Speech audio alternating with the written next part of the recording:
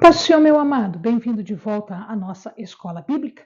Nós estamos estudando o livro de Judas. Então, pega a sua Bíblia, pega o seu caderno de estudos, olha o Senhor, pede a Ele discernimento, entendimento, conhecimento, pede sabedoria, pede também proteção para que nós possamos desvendar dos seus mistérios.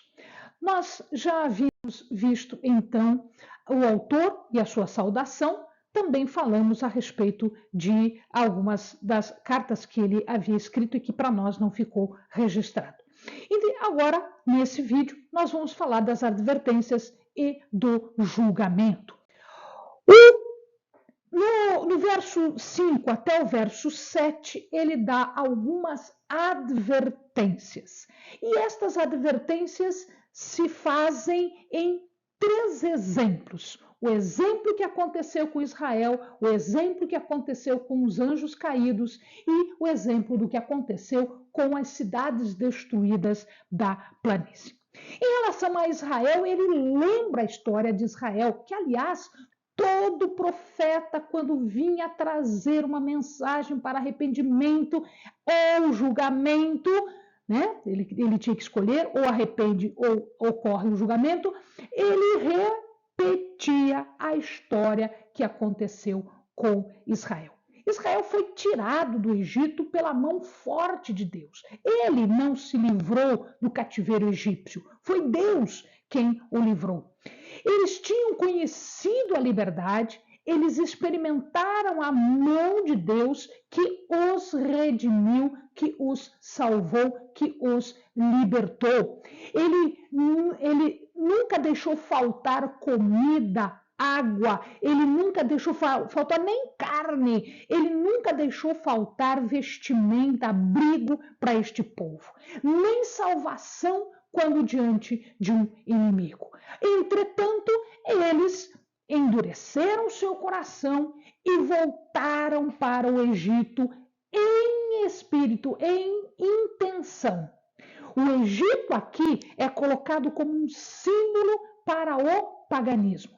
Os egípcios tinham muitos deuses, deuses de tudo quanto é jeito, né? Se o amado quiser ver, nós temos um vídeo que fala sobre a idolatria, que fala sobre alguns ídolos, né? Que o povo pagão adorava. Então, busca lá na playlist, tem um vídeo a respeito disso para relembrar. O povo, além de se rebelar, ele ainda deixou de aproveitar uma oportunidade.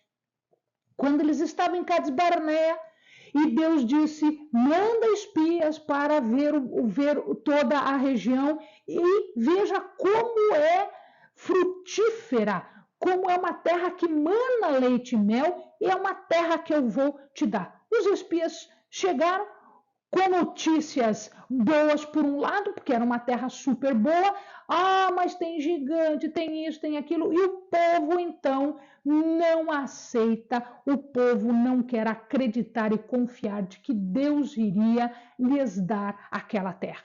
Ele não se apropria daquela promessa. Naquele momento, ele vê a dificuldade, mas ele não enxerga o poder de Deus, poder que ele estava vendo até aquele momento. Cuidado, amado, às vezes nós somos colocados diante de uma dificuldade, às vezes nós somos colocados diante de gigantes, tá? E nós ficamos olhando para o gigante e não conseguimos desviar o olhar do gigante para olhar para o poder que é muito superior, o poder de Deus. O povo deixou de aproveitar isso. A lição aqui em relação a Israel é que mesmo os redimidos podiam apostatar. Mesmo os redimidos podiam ser libertos, mas voltar para o Egito. Sair do cativeiro e preferir voltar para o cativeiro. Isto é apostasia. Ele parte da ruína de Israel apóstata e vai chegar aos nossos dias o cristão apóstata, ou seja, aqueles hereges eram apóstatas, cristãos apóstatas. Eles não tomaram posse da salvação que Jesus tinha trazido. Segundo exemplo, em relação a anjos. Aqui existe uma tradição de que os anjos haviam sido criados por Deus também para a sua possessão. E aí ele fala de que alguns destes anjos, movidos pela concupiscência, pelo orgulho, eles acabaram brigando no céu, se revoltando, e esses anjos maus então foram expulsos. Por que eles fizeram isso? Por orgulho e concupiscência. O que é orgulho? Orgulho aqui, eles achavam que, mesmo sendo seres criados por Deus, eles achavam que eram iguais a Deus. Então, isto é algo muito comum. Adão já pecou por causa disso, porque a serpente disse que ele seria como Deus, ele teria conhecimento como Deus. Então, essa situação de se comparar a Deus, de se fazer importante quando não é, porque é criatura, isso fez com que os anjos fossem expulsos e condenados por toda a eternidade. A concupiscência diz que alguns estudiosos falam que estes anjos caídos acabaram se misturando com algumas mulheres e acabaram trazendo o pecado também para o mundo. Isto é uma tradição deles, tá? Então, por isso que Judas está mencionando esta tradição, a tradição de que os anjos que eram possessão também perderam a posição exatamente pelo orgulho e pela concupiscência. A mesma coisa que agora os falsos mestres faziam. Eles eram arrogantes, orgulhosos, eles achavam que as histórias deles era mais importante do que as lições de Deus. E eles eram consumidos pela concupiscência, pelo prazer carnal. Aplica-se aqui uma coisa que em direito se chama e que na própria Bíblia está escrito, que é a lei de Talião, a lex talionis, a lei de Talião. Então, o que eu faço, ele volta como consequência para mim. Então, essa é a lei de Talião, é a colheita conforme a semeadura. Isso o amado já ouviu falar várias vezes. O terceiro exemplo são as cidades das planícies. E então ele menciona o caso do dilúvio de Noé e ele menciona as cidades de Sodoma e Gomorra com Ló. Então, as cidades foram destruídas por um dilúvio. Esse dilúvio é amplamente comprovado, não só na Bíblia, mas também em alguns livros, em alguma literatura extra-bíblica, se prova de que existiu uma época de um dilúvio com destruição quase que total. E ele fala também da cidade de Sodoma e Gomorra, que foi destruída por causa da concupiscência, por causa do pecado. Esta cidade, essas duas cidades foram inteiramente queimadas. Já está se encontrando prova arqueológica de que ali existiam poços de betume, que era muito parecido com petróleo, né? Ele era um derivado muito parecido com o petróleo. Esse betume, ele explodia facilmente, ele pegava fogo facilmente. E ali aconteceu, então, uma explosão com destruição total de Sodoma e Gomorra, que ficava a quase 50 quilômetros de Jerusalém. Então, o julgamento de Deus deste orgulho, desta concupiscência, pode até demorar, mas ela vai acontecer. Esse julgamento vai acontecer. É isso que nós estamos vendo, isso que nós vimos em toda a história de Israel.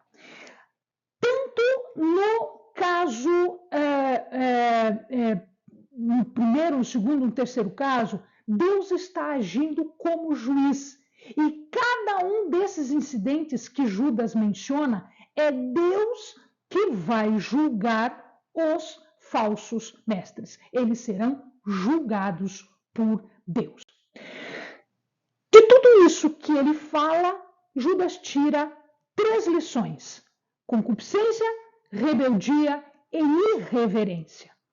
O que ele trata em relação à concupiscência? Ele diz que aqueles falsos mestres eram como se fossem sonhadores. Eles sonhavam, eles achavam que pelo sonho eles conseguiam alcançar um estado superior. Mas isso tudo era voluptuoso, isto tudo era de prazer carnal, isto tudo era concupiscência, prazer de carne. A gente já tinha visto isso quando falamos das religiões daquela região. Eles se voltavam às atitudes pecaminosas com prostitutas sacerdotais, com rituais de orgias. Era isso que eles estavam tentando fazer voltar. Eles estavam mortos para a decência, mortos para a santidade. Eles estavam entorpecidos no pecado. Eles achavam que as revelações dos sonhos eram revelações corretas, porque eles achavam que o sonho era uma forma que Deus usava para lhes falar o que eles queriam ouvir na verdade. Isto tudo era pecado, corrupção, apostasia, concupiscência pura e simples. Eles eram rebeldes também. Em que sentido eles eram rebeldes? Eles rejeitavam tudo. O Judas fala em curioteta. A palavra que ele usa aqui é curioteta, uma palavra grega que quer dizer autoridade humana, autoridade civil. E eu posso estender isso também à autoridade dos líderes da igreja, dos apóstolos, que até então ainda existiam, né? Eles rejeitavam toda e qualquer forma de governo, porque eles achavam que não eram tão superiores que eles não precisavam ficar submissos a ninguém, a nenhum apóstolo, a nenhum discípulo, a nenhuma autoridade. Eles se achavam autossuficientes.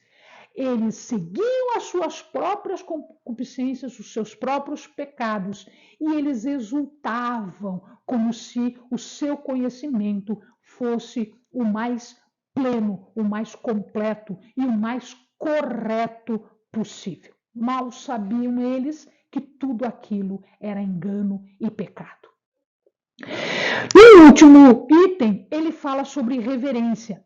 E aqui ele fala sobre o difamar as autoridades, difamar as pessoas que conviveram com Cristo, que conviveram com os ensinos e que estavam trazendo ensinos corretos. Eles se rebelavam contra isso e eles zombavam disso.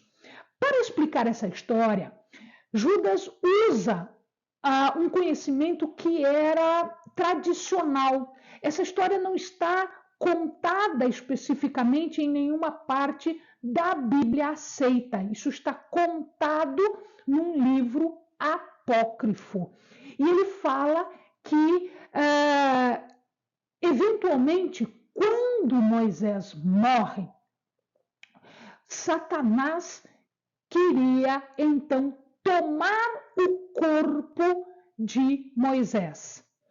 E então o arcanjo Miguel é o defensor de Israel. Ele é tido como aquele arcanjo superior na hierarquia, né? Ele seria superior e ele estaria responsável pela defesa de Israel. Ele veio então e houve uma briga, houve um embate, houve um confronto do arcanjo Miguel contra Satanás pelo corpo de Moisés. Porque o arcanjo queria enterrar o corpo de Moisés e Satanás queria tomar para si, porque ele disse que tudo que era físico, né, pertencia a ele. Ora, ele disse que tinha autoridade sobre tudo que fosse matéria, e o corpo de Moisés era matéria, então ele achava que tinha esse poder. E eles acabaram, então, discutindo, brigando pelo corpo de Moisés. E em nenhum momento o arcanjo Miguel foi grosseiro, foi torpe, em nenhum momento ele foi descuidado, ele foi de forma nenhuma agressiva em relação a Satanás. Muito pelo contrário, o arcanjo Miguel, que é uma hierarquia superior aos anjos, ele simplesmente não o condenou, mas ele disse: o Senhor te repreenda. Deus te repreende. Não eu, mas o próprio Deus é que vai te repreender. E aqui nós vemos o seguinte: se nem um anjo era tão descuidado no que falava e no que fazia, por que um homem, é isso que Judas quer dizer, se dessa história tradicional mostra que nem um anjo, que era o defensor de Israel, que tinha sido mandado por Deus, se ele foi tão cuidadoso, por que um homem não era assim? Por que um mortal não devia vigiar as suas palavras, não devia vigiar os seus atos? Então, eles eram, além de tudo, irreverentes em relação à autoridade de Deus. A autoridade de Deus. Os leitores de Judas, então, eles são agora chamados a se precaverem, a tomarem cuidado com a decadência espiritual que estava acontecendo entre os hereges dentro da igreja. Fisicamente, eles eram imorais, concupiscência, decadência moral, hábitos idólatras, como as prostituições idólatras que as religiões cananitas faziam. Intelectualmente, eles eram arrogantes, eles se achavam superiores aos ensinos de Jesus e àquilo que foi transmitido para os apóstolos. Eles estavam desobedientes espiritualmente. Então, nenhuma das áreas eles se comportavam como cristãos verdadeiros, como santos, como pessoas separadas. Amados, esta carta mostra aqui que há uma chamada para o verdadeiro cristão.